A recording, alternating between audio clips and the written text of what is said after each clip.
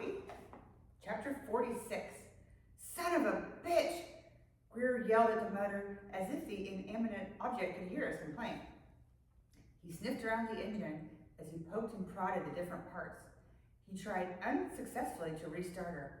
Get ready to row, ladies. He handed everyone an oar. Lilly dutifully took the oar in her capable hands, no questions asked. Of course, the thought of beating Grier upside the head with the oar crossed her mind, more than once actually. However, she knew getting away from this island as quickly as possible was more important. The beating and the questions could wait. Lucky for him, he just unknowingly received a temporary reprieve from Lilly's inevitable wrath. She was the daughter of Lilly Allen after all. She realized she resembled her mother more than she once thought. Imagine that. Oh shit! Lilly looked down at the tremendous inflow of water now accumulating in the bottom of the boat. Lilly and Elizabeth Allen, mind your language, young lady, Mother said. But look, Mother! Lilly pointed down at the rising water. Holy shit, Mother said, oblivious to her own temporary lapse of impeccable speech. This wasn't a damn tea party, this was life or death. It appears someone sabotaged the boat. The plug is missing, and the engine is now useless. Start bailing the water out as fast as you can. Use anything which holds water, Grier said. God, Lilly just loved it when a man took charge. Sometimes. But what are we going to do? Desperation reared its ugly head as the pitch of her voice increased dramatically. There's no way we can paddle back to the main quay before this boat goes under.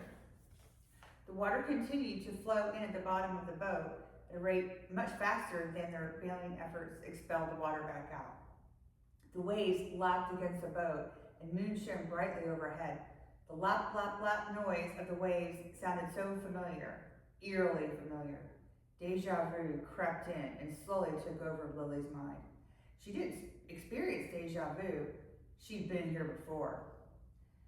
Lilly looked at her twin. He stared at nothing and just sat there. Lilly looked at her mother. Charlotte looked stronger than ever. Her veins popped out from her slender, slightly wrinkled neck from the physical exertion of bailing. She bailed like a machine.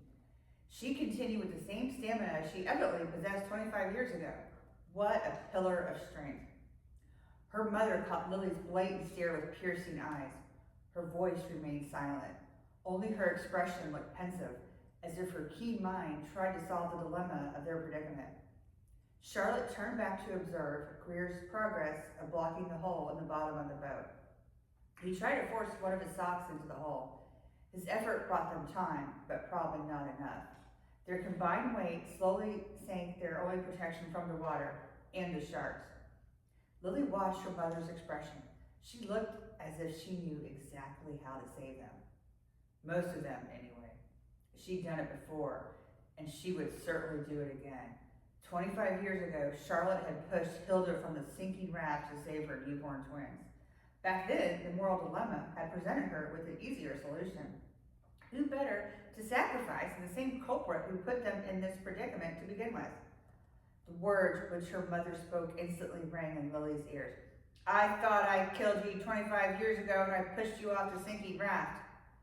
Lilly believed her mother still capable of using the exact same solution to free them from the exact same predicament. Lilly knew her mother's stare all too well, a stare which she grew to dread over the years. Grier failed to notice that Charlotte had stopped bailing and stared at him intensely. But Lilly looked down to see her mother tighten her grip on the oar and position herself for an assault.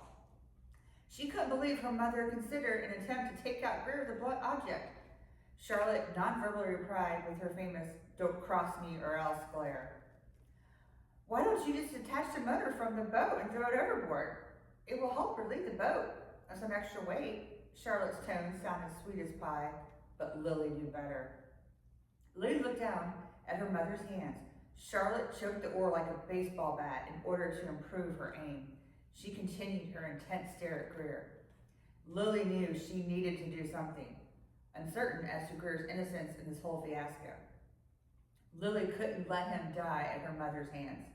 If anyone has the right to kill him, Lilly did. She snatched the oar from her mother's hands and quickly hurled it over the side of the boat. Why the hell did you throw away the oar? Grier asked. The splash evidently caught his attention, and the tone of his voice sounded pissed at Lilly. Little did he know, she might have just saved his life. Oops, it must have slipped, Lilly said simply. She hoped her explanation sounded believable. It could be extremely convenient at times for Lilly to play the role of a dumb blonde. The oar Lilly just threw overboard rose out of the water. It appeared as if someone videotaped her throwing the damn thing into the water and now played the tape in reverse. Only this time, some sort of gigantic sea creature somehow attached itself to the oar. Lily's first thought, a manatee? But manatees lived in fresh water, not salt water. This didn't look like a manatee. It moved too fast. It must be something far worse. A large man-away? A great white shark? She'd seen Jaws way too many times. The oar didn't take long to find its way back to the boat. They heard this unbearable roar, and something hit the side of the boat. Nurse Hilda's head popped over the side. Above her head was the oar. Come back next time for the next chapter. We're almost done.